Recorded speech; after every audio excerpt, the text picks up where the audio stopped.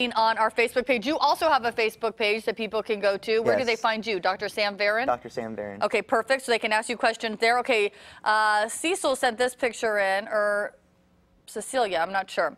What are your thoughts on raw food diets for dogs or grain-free kibble? Josie Rose says hi. Cute little German Shepherd there. So first off, let's clear the air. Dogs are not wolves. There Okay. seems to be a misunderstanding that dogs are wolves. They're very far removed from wolves. Dogs are actually omnivores, so they can eat plant and meat.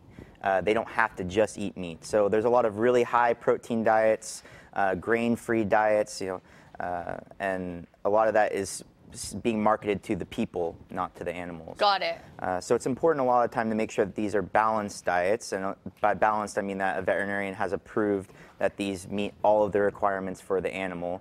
There's a lot in the media about heart disease on these grain-free diets, and that's a result because we're doing too much of something. So it's important to have balance in these dogs' lives. Some dogs can be allergic to the grain, though, right? It causes them to be like scratchy. So that's another common misnomer. I mean, people commonly have grain allergies, but dogs actually are usually going to be allergic to chicken, beef, soy. Those are the most common allergies. Grain is not really on the list, and it's further down on the list. Corn, wheat, those are uncommon food allergies. Okay, so people are concerned. They go to you, ask you, hey, they bring in the food. What do you think about this? Yeah, so I'll take a look at the ingredient Any brands list. you recommend? It's not as much the brands. Honestly, I like some of the larger companies just because they can afford food trials for multiple animals, and they can afford the research and afford to hire a veterinarian on staff so that they can make sure these diets are balanced for the needs of the animal. Perfect. You basically look at the ingredients, right? Yeah. As far as raw food diets are concerned, though, sorry to go back to that, but there's always a concern with food safety, just like with people.